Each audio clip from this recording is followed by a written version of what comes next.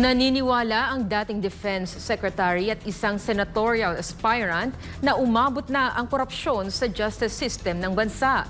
Nagbigay naman siya ng kanyang pananaw kaugnay sa nangyaring KOJC siege at sinabing may abuse of power ng mga kapulisan sa gitna ng kanilang marahas na pagkubkob sa naturang lugar. Si Creselyn Catarong magbabalita.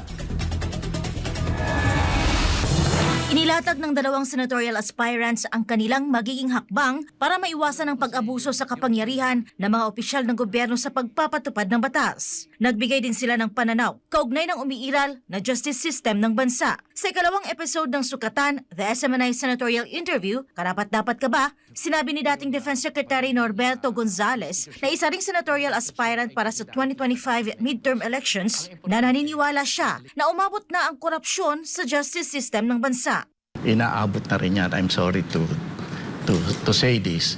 Pero nakikita din natin yan sa ating husgado. Tahasang sinabi ni Gonzales na napapakialaman ng mga politiko ang mga desisyon ng mga husgado kung saan naiugnayan niya ito sa bulok na sistema ng politika sa ating bansa. Napapakialaman din ang mga desisyon ng ating hustisya. At tama, yung ating mga politiko, masasabi ko, based on experience, based on when I was in office, talagang napapakialaman ang mga kaso natin sa hustisya. Kaya naman binigyang diin ni Gonzales ang pangangailangan sa maayos na political system dahil dito kadalasan nauugat ang korupsyon maging ang pag-abuso ng kapangyarihan. Kailangan talaga major repair ang ating politika. Dahil dyan nag-uugat ang korupsyon at dyan din nag-uugat ang pag-abuso ng power natin na kung minsan nababaligtad pa. Kung sinong may kasalanan ay nakakalaya at ang walang sala ay nakukulong.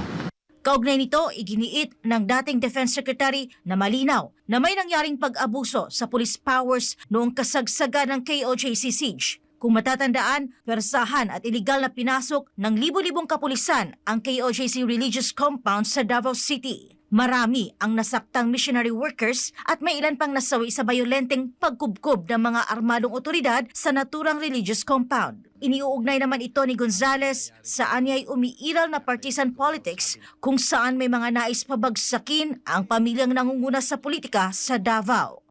Malinaw naman yun, no? Na inabuso ang police powers doon. Ngayon lang ako nakakita na batalyon ang pumapasok na puwersa, no? At tinatakot. So nakikita natin na biglang umiral ang partisan politics sa nangyari sa Davao. Mukhang gustong pabagsakin ang nangungunang pamilya politikal sa Davao. Naniniwala ako doon. Sa kabilang dako, isusulong naman ng isang abogadong tumatakbo sa pagkasenador na si Attorney Angelo de Alban ang pagkakaroon ng sapat na pondo para sa mga husgado. Makikita nyo naman ho sa bagong budget natin, almost 1% lamang ang budget ng husgado. Bakit ho? Hindi ho ba sa law school pa lang ho o kahit sa graduate sa college, natututunan natin ang judiciary ay third equal branch of the government. Pero bakit ang kanilang pondo ay 1% ho lamang? Paliwanag niya, kapag may sapat na pondo ang mga husgado, magiging mabilis at maganda ang kanilang operasyon. Matutugunan din anya ang anumang suliraning legal ng bansa, lalo na ang pagpapanagot sa mga sangkot sa korupsyon. Naniniwala kasi si Alban na kung hindi maganda ang pondo ng husgado, maapektuhan ang kanilang operasyon. Kasi kapag may corruption, may pang-aabuso, at meron namang witnesses and pieces of evidence ng corruption and abuses on any part of the government, kailangan kasuhan natin itong mga ito. Kapag maganda ang pondo ng husgado, lahat yan masasagot. Para sa Diyos at sa Pilipinas kong mahal, Creselyn Catarong, SMNI News.